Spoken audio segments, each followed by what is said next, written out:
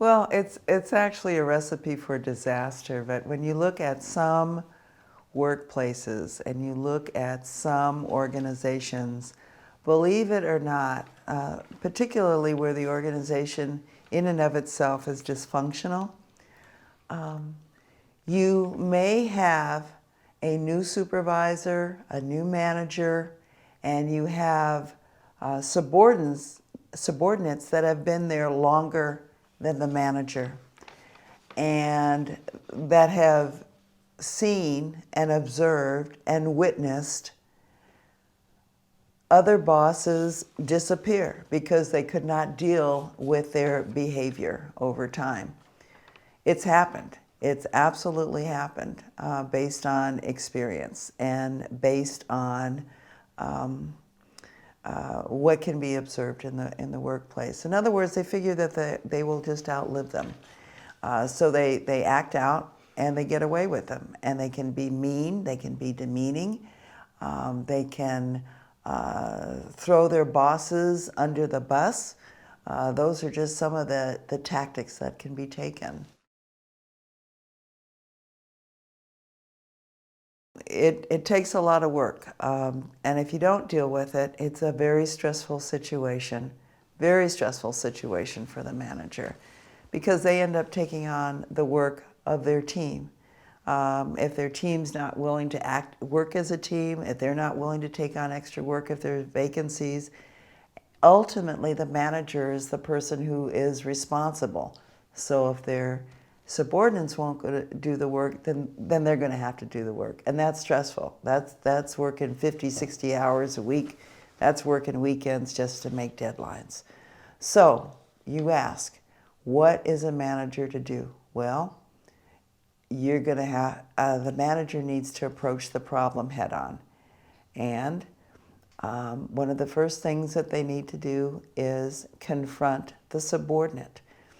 Not necessarily in a crowd in front of anyone else, but in their own office, and needs to set expectations and hold the employee accountable if they don't meet certain deadlines. It's a lot of work for the manager to make sure that they take care of, but ultimately it will have a different outcome if the manager is willing to take certain steps and to stick to them. It's so easy with other competing deadlines and crises and working, again, in a toxic environment, to focus on the employees that are creating the problem. Another very important point will be to make sure that it's documented. You've got to, as a manager, you've got to document this behavior. You either keep your own supervisory file, you can document it on your company computer. It's okay to do that because this is a company problem. So some additional strategies are to acknowledge behavior if indeed it improves, but you've got to hold the employee accountable and let them know that if their behavior does not improve within a certain amount of time, then further actions, corrective actions will be taken. And return finished work. Sometimes an employee will come and say, well, you know, I just can't get this done because of this, that, and the other.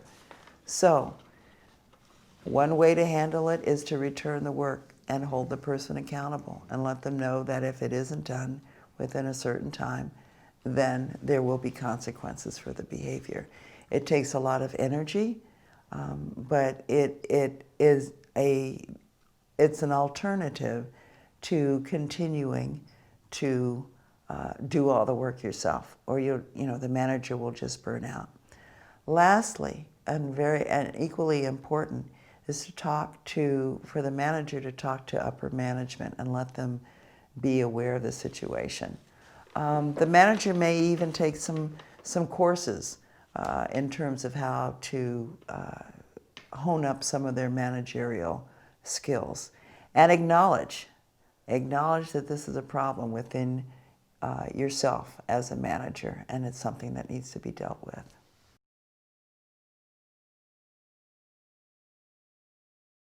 A manager is likely to expect the employee to react, to have an emotional reaction.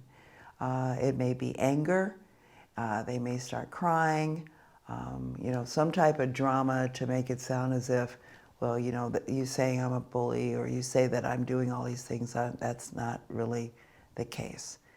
So expect that. Depending on what leadership skills the bully has, and often they do, the subordinate may try to rally the troops and, if you will, gang up, even though that's not, gang up or try to influence the manager and their ability to lead. If that happens, it's important that the manager not be caught off guard by those types of behaviors. Again, in the event that the employee turns around, it's important that they be acknowledged for their work and improvement.